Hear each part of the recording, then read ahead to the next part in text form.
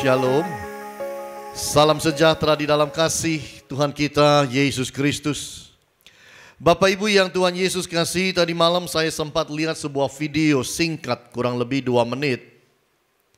Setelah lihat video itu, kebetulan ada Ibu Agnes dan juga pembantu rumah tangga kami. Saya bilang kepada pembantu rumah tangga kami, coba kamu lihat video ini. Belum pernah saya kasih video dilihat gadget saya dipegang dia.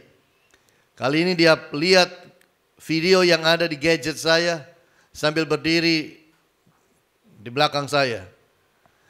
Sebuah pemandangan di mana sebuah toko yang sepi, tidak ada orang. Lalu yang punya toko membersihkan toko tersebut malam-malam. Dilap mejanya sambil dia lap-lap sendirian. Toko tersebut sepi. Sambil dia lap-lap, tiba-tiba ada kursi bergeser dari tempatnya tanpa ada orangnya. Dia bingung-bingung, ngelap lagi dia. Lap lagi, dilap lagi, dilap lagi, dilap lagi. Kursinya geser lagi. Dia tahu. Lalu dia berhenti ngelap. Pelan-pelan ngeloyor keluar dari tempat itu. Bapak-bapak loh. Tinggi orangnya, oke. Tapi lihat kursi geser. Dia tahu ada sesuatu. Jadi dia cepat-cepat, jalan pelan-pelan, cepat-cepat dan keluar dari kantor tersebut, toko itu. Pembantu saya yang lihat begitu, dia bilang, aku gak mau lihat Pak, takut. Nanti besok-besok kalau Bapak sama Ibu pergi, aku sendirian gimana? Takut teringat-ingat. Saya punya staf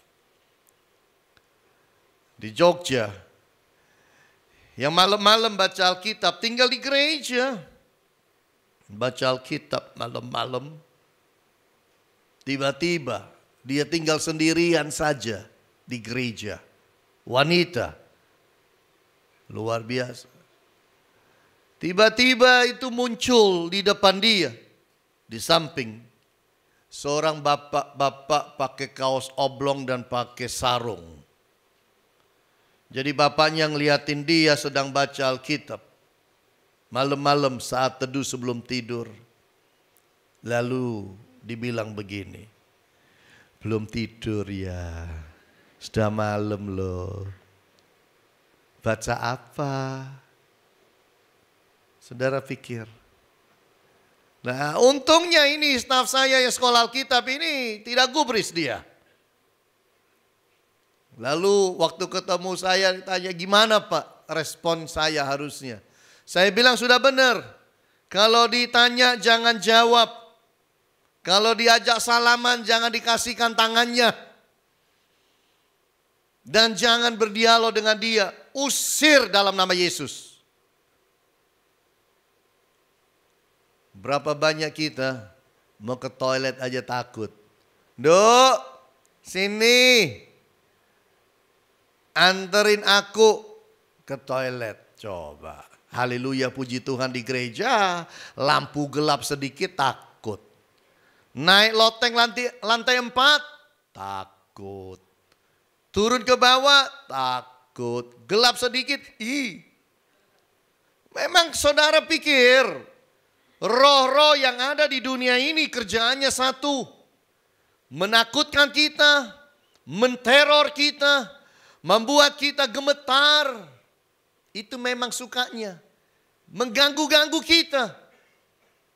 Itu pekerjaan roh-roh yang ada di dunia. Karena firman juga berkata. Bahwa roh-roh itu hanya datang untuk apa? Mencuri, bahkan membunuh kita. Menyengsarakan kita. Beda dengan Roh Kudus. Roh Kudus itu roh yang penuh damai sejahtera. Roh yang baik. Roh yang suka menolong kita. Roh yang mau memberkati kita. Itu sebabnya Yesus berkata, penuhlah kamu dengan Roh Kudus. Tunggu janji Bapa itu sampai datang supaya engkau boleh penuh dengan Roh Kudus. Bulan ini kita bersama-sama belajar tema bulanan kita, Empowered by the Holy Spirit. Di mana kita itu dipenuhi oleh kuasa Roh Kudus. Kita itu diperlengkapi oleh Roh Kudus. Kemana saudara keliling di Happy Family Center, fokus kita adalah empowered by the Holy Spirit. Kita diperlengkapi, diberi kuasa, diberikan kepada kita kemampuan oleh Roh Kudus. Hari ini saya ingin bawa saudara dan saya untuk kita melihat the works of the Holy Spirit. Pekerjaan-pekerjaan Roh Kudus. Kira-kira mungkin kalau di perusahaan itu bertanyanya begini, apa sih yang menjadi job desk daripada Holy Spirit? Apa sih yang menjadi deskripsi pekerjaan Roh Kudus?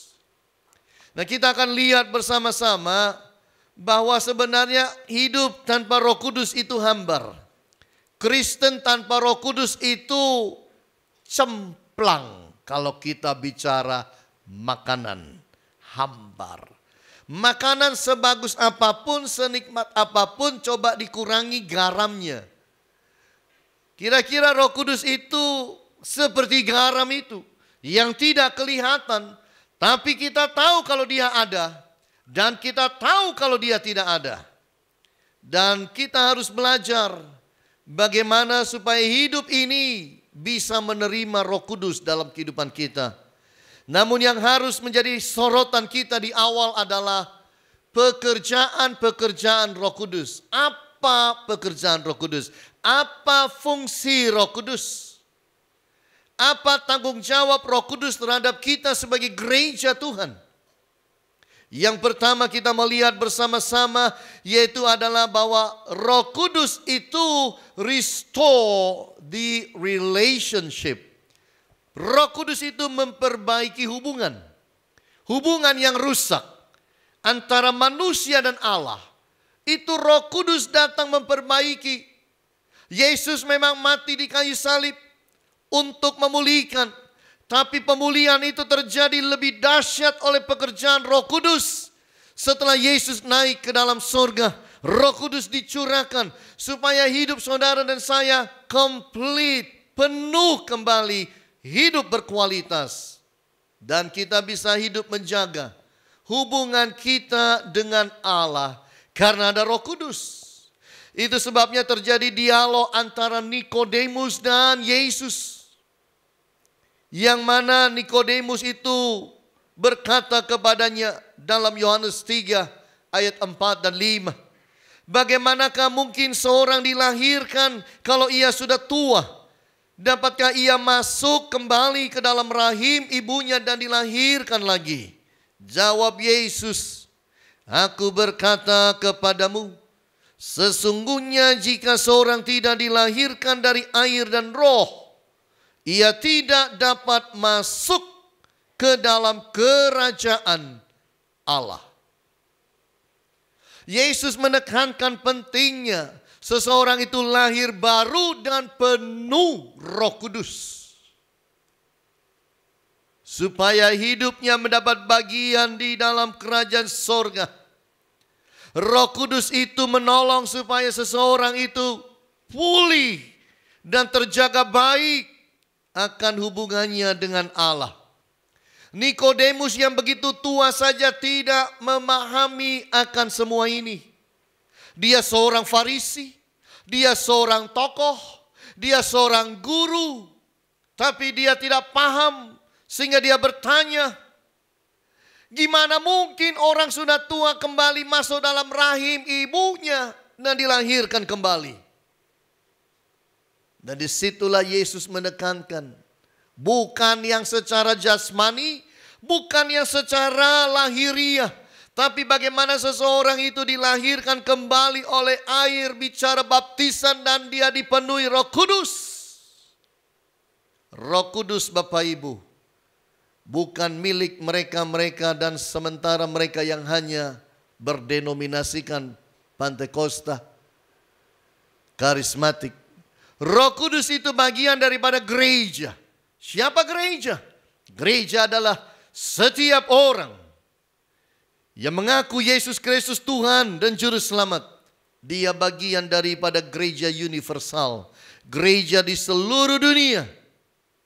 Dia menjadi member di sana untuk menerima kepenuhan Roh Kudus itu. Jadi Bapak Ibu, tanpa Roh Kudus pengetahuan rohani kita tidak efektif. Karena Roh Kudus membuat apa yang kita kenal, apa yang kita tahu mengenai Allah, mengenai Yesus, mengenai kerajaan Allah dan segala kebenaran firman menjadi real, nyata. Roh Kudus peranannya luar biasa. Saudara bisa baca mengenai salju yang ada di dunia barat, salju yang ada mungkin di Jepang atau dimanapun.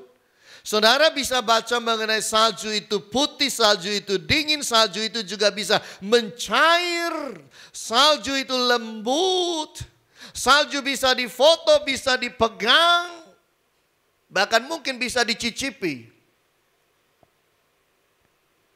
Tapi kalau itu cuma baca, belum menjadi sebuah pengetahuan hati, belum mengalami di dalam hidup apa itu salju,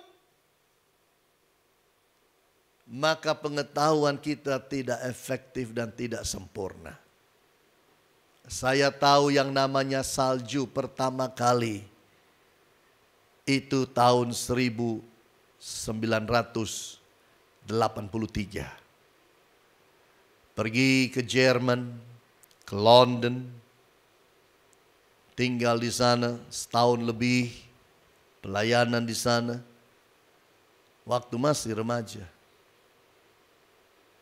Pertama kali pegang salju, ketemu salju, wow, senangnya luar biasa. Kepingin gulung-gulung, gulung-gulung pun oke. Sampai saya ingat, aduh, saya bilang sama teman waktu itu, aduh, salju ini keren ya, kayak es parut, tinggal sirupnya. Bawa mangkok, bawa sendok, bawa sirup, beres. Kita makan seperti es campur. Roh Kudus juga sama. Hal-hal yang rohani itu harus menjadi bagian kita asal kita penuh dengan Roh Kudus. Menjadi nyata. Jangan sekedar teori. Saudara kenal presiden? Ada kenal menteri? Kenalnya lewat mana? Lewat baca majalah? Nonton televisi? Baca koran? Atau memang pernah ketemu? Ngobrol? Jadi teman? Itu sesuatu yang berbeda. Hanya sekedar baca dan mengalami dalam hidup. Dua hal yang berbeda. Yang Allah mau bukan saudara hanya tahu Roh Kudus dari firman. Tapi mengalami dalam hidup. Tanpa Roh Kudus manusia akan tetap buta rohani. Seorang Nikodemus pun buta rohani. Kalau dia belum mengalami kepenuhan Roh Kudus, segala sesuatu sekedar menjadi teori di dalam hidup. Tanpa Roh Kudus manusia hambar di dalam relationship dengan Allah. Hubungan dengan Allah itu harus dipaksakan. Ke gereja harus digeret. Kadang-kadang harus diomel-omeli baru berangkat. Itu namanya kita mungkin mengalami kehambaran relationship dengan Allah. Tapi kalau kita bilang, aduh kapan minggu ya? Udah kepingin cepat minggu ya supaya aku bisa ibadah. Itu berarti engkau mengalami suatu kehidupan di dalam spiritualitas itu. Bapak Ibu yang Tuhan Yesus kasihi. Fungsi Roh Kudus adalah menolong supaya hubungan saudara dengan Kristus berubah menjadi tambah mantap luar biasa. Bukan sekedar hubungan karena kita Kristen. Ya habis aku kan Kristen. Ya Kristen kan harus berdoa, Kristen harus baca Alkitab, Kristen harus ke gereja, Kristen harus bayar perpuluhan. Ya kan harus begitu. Bukan. Kalau kita mengalami Allah, maka hubungan kita dengan Allah itu lebih daripada agama. Sudahkah hubungan saudara itu melebihi agama saudara?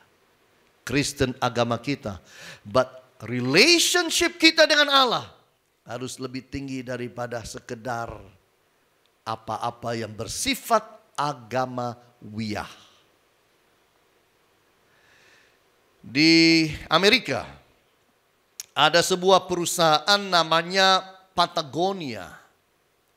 Yaitu perusahaan ini sudah 40 tahun umurnya. Perusahaan yang membuat jaket, baju-baju, celana panjang, untuk traveling. Jadi karena untuk traveling dibuat itu harus kuat.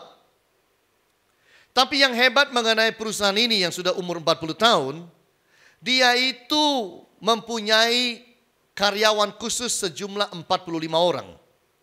Yang tugasnya adalah kalau ada jaket rusak, kancing lepas atau apa sedikit robek ini itu, baju, celana segala macam, boleh dikirim lagi ke perusahaannya dan akan dijahit ulang, dibetulin lagi Bapak Ibu. Lalu dikirim kembali kepada customernya. Ini hebat. Setahun Bapak Ibu mereka itu bisa memperbaiki kurang lebih 30.000 jaket rusak atau baju rusak apa aja yang mereka jual. Item-item yang mereka jual yang rusak mereka mau betulin lagi. Karena visi misinya adalah kalau bisa dibetulin ngapain beli lagi katanya. Hebat nih. Ini perusahaan yang tidak membuat orang boros. Zaman sekarang itu kalau buat apa-apa kan kalau bisa dipakai 2 kali udah rusak. Supaya beli lagi. Ini ada perusahaan yang bagaimana mereka membuat produk kalau rusak kita servis. Kita betulin. Bahkan mereka itu sering membuat roadshow keliling dari satu daerah ke daerah yang lain untuk kumpulin barang-barang mereka yang sudah dipakai setahun, 2 tahun, 3 tahun, 4 tahun, 5 tahun. Yang rusak mereka betulin lagi Bapak Ibu.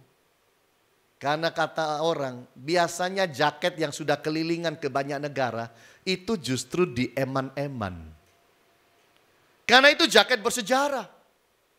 Sepatu saudara itu kalau sudah keliling 40 negara, 100 negara. Ini jangan dibuang begitu aja. Buat museum pribadi. Bikin kotak kaca kayak akuarium. Taruh sepatu saudara di sana. Biar anak cucu lihat. Ini sepatu engkong sudah pernah lewat 100 negara. Gitu Bapak Ibu. Jadi berharga. Jadi inilah perusahaan yang membetulkan, membenahi apa-apa yang rusak. Demikianlah Roh Kudus. Kalau dia masuk dalam hidup saudara dan saya, dia akan memperbaiki hubungan yang salah antara kita dengan Allah. Dia akan menolong, memulihkan hubungan. Dia akan menolong apa-apa yang salah dalam hidup kita biar dibetulkan oleh dia. Supaya kita punya hubungan yang baik dengan Allah. Itu sebabnya saudara dan saya, kita harus jadi orang yang berani terbuka dengan Roh Kudus. Berani undang dia di dalam hati dan hidup. Supaya Roh Kudus menguasai kehidupan saudara dan saya. Nah itu yang pertama, restore the relationship. Memperbaiki hubungan. Fungsi Roh Kudus yang kedua apa? Fungsi yang kedua adalah rebuild the spirituality. Membangun kembali sebuah kerohanian yang baik, yang berkualitas. Itu fungsi Roh Kudus. Tertulis dalam Yohanes 16 ayat 8 sampai 13 dikatakan, dan kalau ia datang ia akan menginsafkan dunia akan dosa, kebenaran dan penghakiman. Akan dosa karena mereka tetap tidak percaya kepadaku. Akan kebenaran karena aku pergi kepada Bapa dan kamu tidak melihat aku lagi. Akan penghakiman karena penguasa dunia ini telah dihukum. Masih banyak hal yang harus kukatakan kepadamu, tetapi sekarang kamu belum dapat menanggungnya.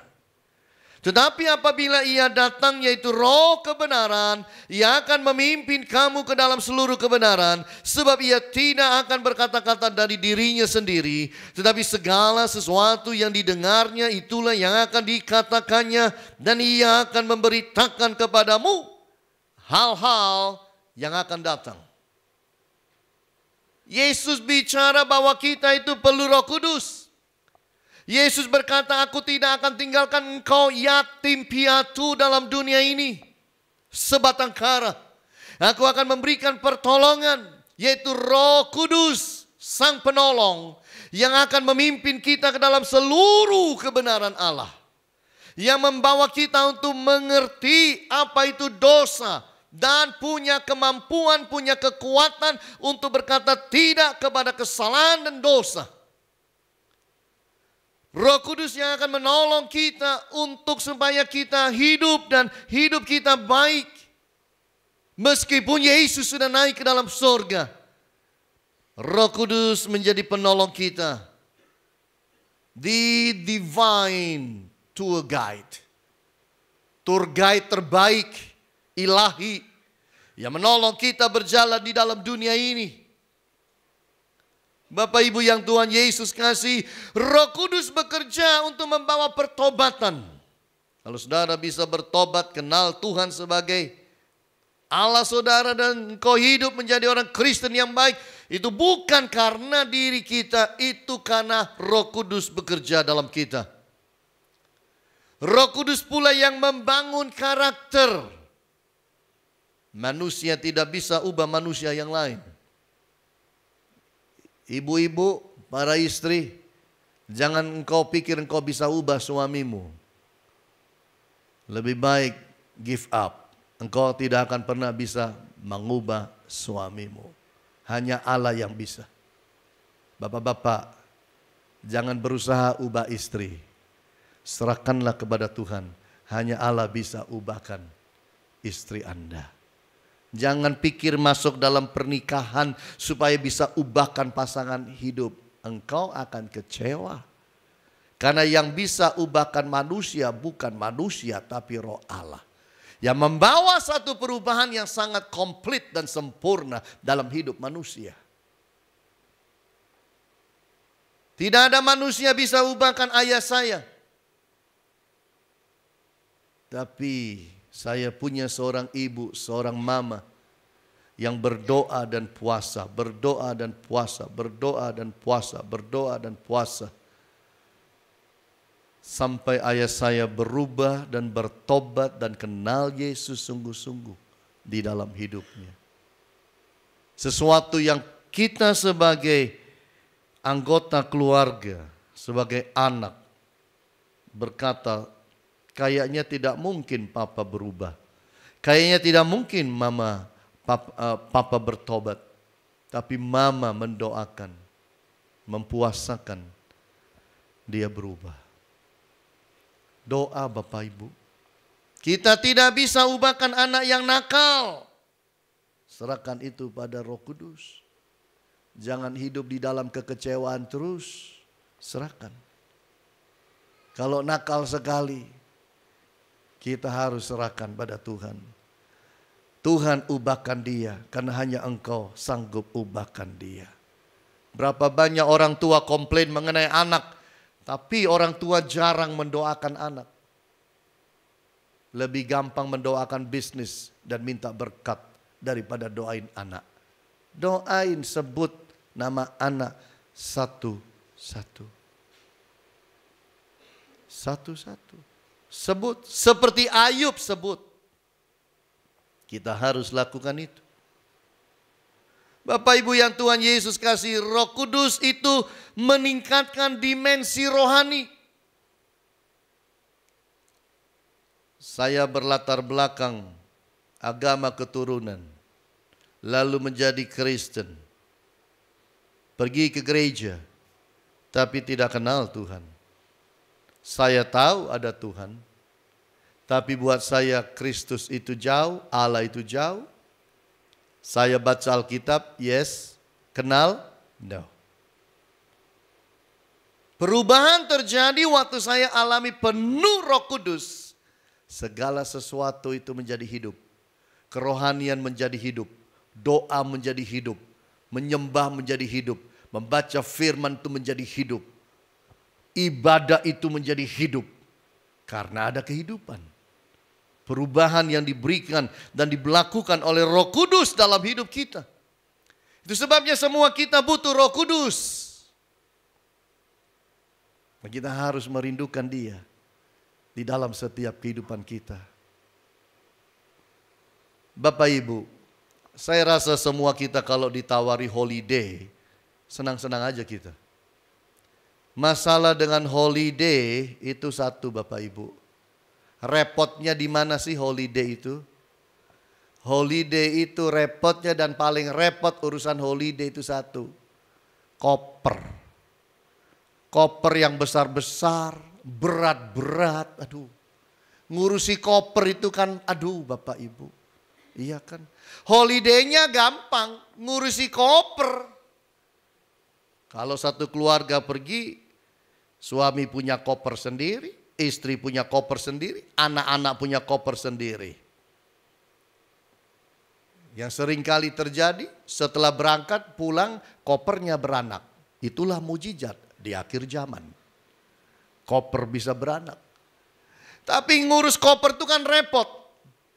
Mau kaya seperti apa kan tidak mungkin kita itu bawa sampai bawa ajudan untuk ngangkat koper kita, shopping dibawain. Aduh, ya selebriti kali lakukan itu. Tapi kaya-kaya apapun kita ya dorong koper kita, angkat koper kita, naikkan di cabin segala macam kita jalani. Koper besar-besar. Memang kalau pergi itu repot di koper kok Bapak Ibu. Apalagi ibu-ibu yang suka ngatur koper. Aduh, sampai diduduk-duduk, dipencet-pencet begitu saudara, diinjek-injek gitu untuk nutupnya aja itu. Iya kan? Saya juga paling repot kalau urusan koper. Saya kalau pergi bawa koper sendiri, Ibu Agnes punya koper sendiri. Belum lagi koper tarik yang buat taruh di cabin.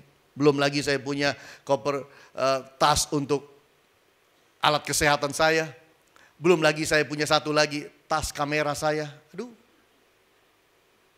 Sebentar lagi saya mau pergi jalan-jalan ke Pulau Komodo. Lagi bingung nih bawa kamera apa. Bawa yang kecil-kecil atau kecil satu besar satu. Bingung. Mikiri beratnya itu loh. Capek. Lalu kalau bawa yang besar mikir lagi. Bawa lensa satu apa bawa tiga. Bingung. Saya kalau kemana-mana udah mau pulang biasanya orang itu, Pak Hani ini oleh-oleh ya. Ini buat Bu Agnes ya. Aduh mau ditolak itu bingung nolaknya. Pada dasarnya saya suka jalan itu lenggang kangkung aja. Nggak usah bawa apa-apa. Tapi kalau sudah dibawain ini buat Ibu Agnes, nggak usah. Udah Bu, tak cicipi di sini kue ya. Tolong dipotong satu cicipin, yang lain tak foto. Fotonya tak kirim Ibu Agnes, laporannya dari saya, enak. Tapi nggak bisa kalau orang kadang-kadang kasih ya kita bawa pulang, berat, repot. Tangan cuma dua. Tapi ya begitulah. Nah di Israel itu ada sebuah perusahaan. Namanya NUA Robotics. Perusahaan ini mempunyai spesialisasi. Membuat koper yang tidak perlu didorong, tidak perlu ditarik. Koper itu diisi penuh barang, kemudian saudara, koper itu akan ngikut kita kemana kita pergi. Kita ke kiri, koper ke kiri. Kita ke kanan, koper ke kanan. Kita jalan, koper ikut. Enak ya punya koper gitu? Keren. Nah mereka sedang buat sekarang lagi itu adalah kereta dorong ke supermarket. Coba, ibu-ibu mau kaya-kaya apa tetap dorong kan? Kecuali bawa pembantu. Kalau nggak ya dorong, ambil barang dorong. Ini sedang dibuat juga. Kereta dorong itu nggak usah didorong. Kita jalan diikuti, kita kemana diikuti, kita kemana aja jalan diikuti. Keren habis ini Bapak Ibu. Siapa yang mau yang kayak begitu? Asik banget kan? Nah Bapak Ibu, itulah fungsi Roh Kudus. Semua beban kita Dia yang tanggung. Semua beban kita Dia yang handle semuanya. Supaya perjalanan kita di dalam dunia itu jadi baik. Itu sebabnya kita harus hidup penuh Roh Kudus. Supaya Dia menolong kita, meringankan beban kita. Bukankah Yesus berkata, marilah kepadaku semua yang berletih lesu dan berbeban berat. Dan aku akan memberikan kelegaan kepadamu. Roh Kudus diberikan supaya beban berat kita dalam perjalanan di dunia ini boleh menjadi lebih ringan. Supaya kita bisa hidup berkemenangan. Oleh sebab itu Bapak Ibu yang Tuhan Yesus kasihi, Roh Kudus rebuild the spirituality. Semakin kita meningkat di dalam hidup rohani kita, semakin kita akan merasa ringan atas beban yang ada di atas muka bumi ini. Kuncinya adalah kita hidup dan bergaul dengan Roh Kudus. Mau terima Roh Kudus di dalam hidup ini. Sekarang yang ketiga kita lihat. Apa fungsi Roh Kudus yang ketiga? Fungsi Roh Kudus yang ketiga adalah reinforce the mission. Semakin Roh Kudus itu memfokuskan kepada misi, menolong kita untuk fokus pada misi, menolong kita punya beban untuk berjalan ke dalam misi yang Allah mau. Karena Allah ciptakan kita, membawa kita bertobat, kenal Tuhan, lalu hidup bergereja, itu bukan akhir dan tujuan akhir. Bahwa manusia hanya kenal Tuhan dan ke gereja. Tujuan akhirnya adalah bagaimana kita yang sudah bergereja kenal Allah, membawa orang lain, menolong orang lain untuk kenal Tuhan dan mengenal kasih Kristus. Serta kebenarannya. Itu yang menjadi tujuan. Itulah misi. Kalau saudara bertanya, kenapa Pak saya sampai hari ini masih ada di dalam dunia ini setelah saya bertobat? Supaya saudara memberitakan kabar baik itu kepada orang lain. Itu maksudnya. Supaya saudara berikan kabar baik pada orang lain. Bapak Ibu saya beritahu. Antara bumi dan sorga itu dekat sekali. Jaraknya antara bumi dan sorga dekat sekali. Sejauh apa Pak? Sejauh 4 sampai 5 menit aja. Coba saudara tahan napas saudara, hidung saudara gak bernapas 4 sampai 5 menit, engkau sampai sorga. Itu kalau sampai. Kalau enggak sampai satunya. Baru-baru ini saya dikageti, diberitahu Ibu Agnes. Ada seorang staf dari perusahaan besar di Surabaya. Yang dimana dia punya persekutuan doa. Setiap hari Jumat di persekutuan doanya. Nah, staf inilah yang menghubungi saya dan Ibu Agnes untuk khotbah di persekutuan doa di perusahaan itu. Big boss datang, istrinya datang, anak mantu datang, duduk semua di baris depan kalau ada persekutuan doa. Jumlah karyawan yang hadir kira-kira 150, mungkin 200 paling banyak. Punya tempat khusus untuk ibadah, punya LED. Ini kan niat ini Bapak Ibu. Orang punya persekutuan doa di kantor dan dibuatlah tempat duduknya itu agak ngetrap sedikit. Ini kan niat, punya panggung, punya LED. Niat banget. Dan LED-nya kualitasnya bagus. Saya masuk ke sana, saya bilang wow ini ruangan luar biasa. Saya khotbah di sana, 3 minggu kemudian Ibu Agnes khotbah di sana. Nah, baru-baru ini setelah khotbah itu selalu diajak makan, dipaksa makan. Saya nggak mau makan, selalu dipaksa makan. Kita pergi sebuah restoran dan makan, ngobrol. Jadi kenal saya, pimpinan persekutuan doa, direkturnya saya kenal, stafnya ini saya kenal. Kita ngobrol baik, seorang wanita. Usia 37, ngobrol-ngobrol. Jumat Agung, Lalu minggu saya khotbah selesai, Ibu Agnes kasih laporan. Kamu masih ingat orang ini? Saya bilang, oh iya ingat. Hari Jumat lalu waktu Jumat Agung, dia nyanyi-nyanyi di belakang, di mimbar, persekutuan doa, bawa tamborin. Lagi nyanyi memuji Tuhan, boom, jatuh, meninggal. Umur 37. Tidak ada rekod sakit. Kalau Tuhan kangen, berangkat Bapak Ibu. Jangan bikin Tuhan kangen sama saudara. Amin. Jangan. Saya kaget. Oh, masih begitu muda. Tapi kalau Tuhan mau panggil dan dia sudah selesai kerjaannya di bumi, berangkat. Anak usia 7 tahun. Seorang suami dan anak ditinggalkan. Bapak Ibu, hidup itu di tangan Tuhan.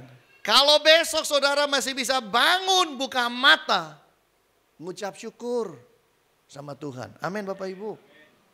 Besok masih bisa bangun, ucap syukur. Ingat, hari besok bukan milik kita. Hari kemarin sudah lewat. Kita hanya punya hari ini. Nah, hiduplah hari ini dengan baik. Dengan kualitas spiritualitas yang baik. Di hadapan Tuhan. Kita hidup, ingat orang lain. Saya yakin teman kita yang sudah naik ke surga, dia pasti punya pahala yang baik. Meninggal saat sedang ibadah, asik loh. Ada orang meninggal saat berdosa. Coba. Ada orang meninggal waktu sedang berdosa. Ada orang mungkin meninggal waktu sedang sakau. Wow. Itu ngadep Tuhan tuh menjelaskannya gimana? Kalau yang melayani menjelaskannya gampang. Tapi kalau sedang berbuat dosa dan mati di tempat tidur dengan perempuan lain, itu gimana jelaskannya? Waktu dijemput malaikat, kamu sama siapa? Iya Tuhan, bukan punya aku, bukan. Susah kan jawabnya. Sama siapa kamu? Ya Tuhan, kau tahu, engkau Allah segala Allah tahu. Ampuni hamba. Aduh, gak ada kesempatan lagi itu. Itu namanya ketangkap tangan. Red handed katanya. Ketangkap tangan oleh Allah. Sedang berbuat dosa, panggil pulang. Wow. Makanya hidup itu cuma sekali di dunia. Hiduplah yang baik. Hidup yang benar. Hidup dengan pengertian satu kali waktu aku akan bertanggung jawabkan semua di hadapan Allah. Hidup dengan hati misi. Roh Kudus empower kita menjadi duta. Duta kebenaran. Jalankan itu. Kalau saudara masih diberi nafas hidup karena dia sedang ingin saudara melakukan sesuatu bagi kerajaannya. Supaya kalau pulang ditanya, nak ngapain aja di bumi? Saudara bisa bilang, sambil kerja dan mengurus keluarga, aku juga melayani engkau Tuhan, kecil-kecilan, walaupun bersaksi Tuhan. Oh aku menjadi ini, aku lakukan ini Tuhan. Nah gitu ceritanya. Di dalam Kisah Rasul 1 ayat yang ke-8 dikatakan, tetapi kamu akan menerima kuasa kalau Roh Kudus turun ke atas kamu dan kamu akan menjadi saksiku di Yerusalem dan di seluruh Yudea dan Samaria dan sampai ke ujung bumi. Misi. Kalau Roh Kudus turun di dalam hidup kita, kita harus punya hati misi. Hati yang mau lakukan sesuatu bagi Allah. Hidup ini Bapak Ibu maaf ya, bukan sekedar cari uang. Walaupun cari uang itu sangat penting. Saya setuju itu, uang itu penting. Tapi hidup ini tidak bisa dihabiskan hanya untuk cari uang. Karena ada yang lebih penting dari uang. Hubungan kita dengan Allah itu sangat penting. Sorga bagi kita penting. Menjadi orang yang membawa misi kepada orang lain, itu penting. Itu sebabnya kita harus hati-hati. Uang sama kita, uang lebih kuat Bapak Ibu. Kita belum lahir, uang udah ada. Kita pergi, uang masih ada. Siapa lebih kuat? Lalu mau dicari seberapa banyak? Jangan sampai cari uang, lupa istri, lupa anak. Jangan. Karena nanti kalau kita itu ya nggak minta sih kalau ada apa-apa Bapak Ibu. Kalau kita seandainya mungkin satu kali sampai kita sakit ada di rumah sakit. Saya beritahu, jangan saudara berharap customer nomor 1 Anda dari Jepang akan terbang dan ketemu saudara di rumah sakit. Jangan saudara bayangkan customer yang top dari Argentina akan datang ke rumah sakit saudara. Jangan kau pikir bayangkan yang dari Kanada itu, bos besar Kanada yang sudah punya relationship bisnis sekian puluh tahun, itu akan datang. Jangan pikir itu. Rata-rata nggak ada yang datang. Yang datang istri sama anak-anak. Itu yang datang. Yang nungguin di rumah sakit mereka. Lalu itu gimana itu Pak Hani? Itu bos-bos besar itu. Mereka mungkin datang. Tapi nanti. Tika putih. Sentong. Yang hills itu. Heaven Hills. Apa aja hills. Tapi kadang-kadang yang datang bunganya aja. Tapi istri dan anak nangis dan doain Anda di situ. Jangan cari uang tok ya Bapak Ibu. Hargai keluarga. Amin Bapak Ibu. Dan Bapak-bapak tolonglah. Jangan bilang, siapa yang kerja di rumah tangga ini? Saya. Istri kerja enggak? Istriku enggak kerja. Tapi anaknya 11. Lah siapa yang ngurus anak 11? Kalau bukan istri. Rumah tangga. Istriku cuma di rumah, nggak kerja. Oh nggak kerja. Kok bisa ya bersih lantainya? Kok bisa bapak-bapak pulang itu perabotannya bersih, rapi semua? Kok bisa tadi pagi bangun tidur itu kasurnya sembarangan spraynya. Bapak pulang itu kamar wangi, spray bagus. Kok bisa ya? Kamar mandinya bersih lagi. Lalu bilang istri nggak kerja. Ngocok kebangetan. Iya kan? Istri kerja loh. Iya tuh. Kadang-kadang saudara pulang, istri saudara agak-agak gitu. Chanel baunya bukan. Bulgari bukan. Bawang, ya. Minyak apa lagi? Minyak goreng bau, iya. Itu bukan tanda apa-apa, itu tanda dia kerja itu. Hargai Bapak Ibu. Karena hidup itu bukan hanya uang. Trust me. Hidup itu bicara. Engkau kenal siapa yang kau sembah. Dan hidup bagi dia. Dan mengasihi keluarga saudara. Itu hidup. Kalau saudara diberkati, hiduplah yang lurus. Hidup lurus. Laki-laki di sini yang sukses. Maaf ya Pak. Hiduplah lurus kalau engkau sukses. Jangan bengkok-bengkok.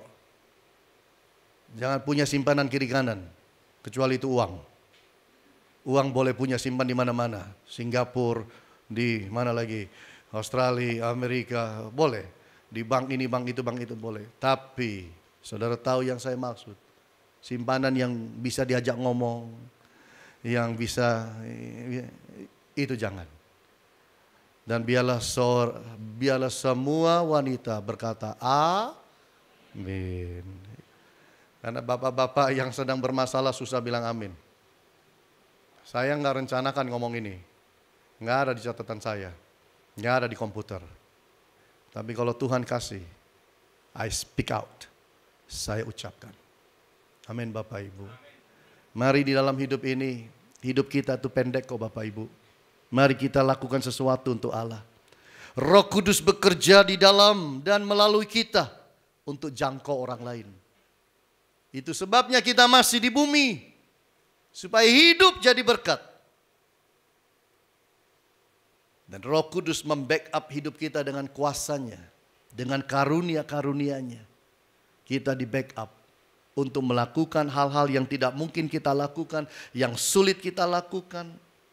Tapi Roh Kudus menolong supaya saudara dan saya. Kita bisa melayani dia dengan baik. Bapak Ibu, ada seorang profesor. Namanya Profesor Ron Blue. Dia kumpulkan statistik dari dunia ini yang berhubungan dengan mati. Dan dia temukan bahwa setiap 10 detik ada 26 orang meninggal di dunia ini. Setiap 10 detik 26 orang di seluruh dunia. 26 orang itu diselidiki agamanya. 2 Buddha, 4 Hindu, 6 Muslim. Yang lainnya orang Kristen yang beragam-ragam. Termasuk ateis, termasuk yang menentang Allah, tidak percaya adanya Allah, termasuk yang sembah animisme. Marilah kita berhati-hati. Setiap detik berjalan, ada orang meninggal. Apakah kita hidup dan biarkan mereka meninggal tanpa Allah? Minta Roh Kudus memakai hidup saudara, supaya engkau jadi berkat, menolong orang lain, ketemu penciptanya. Mari di dalam hidup ini, kita terbuka pada Roh Kudus dan bilang, Roh Kudus penuhi aku, supaya aku bisa hidup. Dan hidupku itu berguna di atas muka bumi ini. Bukan sekedar cari uang, tapi bagaimana kita hidup, punya relationship dengan Allah. Kita hidup dan kita punya yang namanya kerohanian yang berkualitas. Kita hidup dan punya misi. Bahwa sorga itu bukan hanya milik pribadi. Sorga is never private thing. Sorga untuk semua orang. Tolong orang lain masuk sorga. Tuhan Yesus berkati saudara. Amin. Bapa Surgawi, terima kasih untuk kebenaran firman yang kami boleh dengar. Kami